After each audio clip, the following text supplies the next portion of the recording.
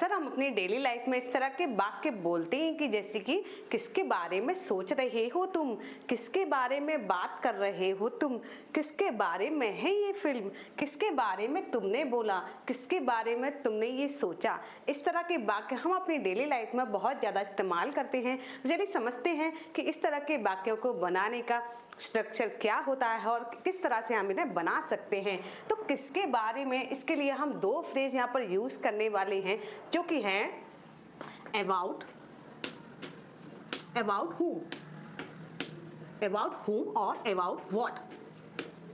उसके बाद हम लिखेंगे हेल्पिंग वर्ब प्लस सब्जेक्ट, उसके बाद हम लिखेंगे मेन वर्ब, उसके बाद हम लिखेंगे ऑब्जेक्ट। तो क्या है इसका स्ट्रक्चर, अबाउट whom या फिर अबाउट व्हाट, इसमें भी अंतर समझेंगे कि कहाँ हमें अबाउट whom का यूज करना है और कहाँ हमें अबाउट व्हाट का यूज करना है। उसके बाद हम लिखेंगे helping verb, subject and verb होगी सेंटेंस में, उसे लिखेंगे। उसके बाद हम लिखेंगे ऑब्जेक्ट अगर है तो। चलिए समझते हैं। अबाउट whom हमें लिविंग थिंग्स के बारे में, यानी किसी भी अगर हम लिविंग थिंग के बारे में सोचेंगे तो वहाँ पर हम यूज़ करेंगे अबाउट whom का। तो वहीं पर हम अगर नॉन लिविंग थिंग के बारे में सोचेंगे तो वहाँ हम लिखेंगे अबाउट व्हाट। तो चलिए कुछ एग्जाम्पल के थ्रू समझ लेते हैं, जैसे कि किसके बारे में बात कर रहे हो तुम, तो इसके लिए हम लिखेंगे अबाउट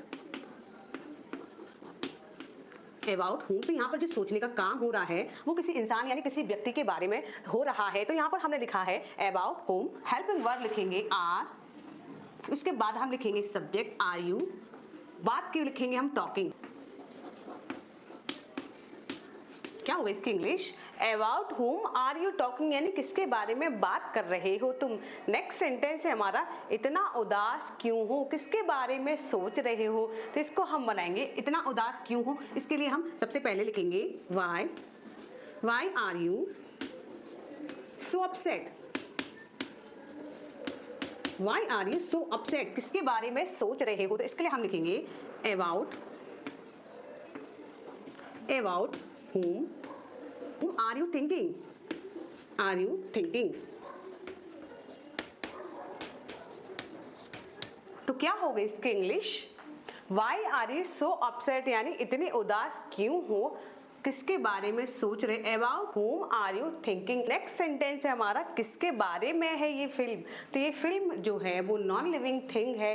यहाँ पर हम यूज करेंगे अबाउट व्हाट का। तो यहाँ पर हम लिखेंगे अबाउट व्हाट, इसके बाद है आया तो इज, यह फिल्म के लिए हम लिखेंगे इज दिस मूवी। क्या होगा इसकी English, about what is this movie. Next sentence है हमारा किसके बारे में बोला तुमने। तो इसके लिए हम लिखेंगे अबाउट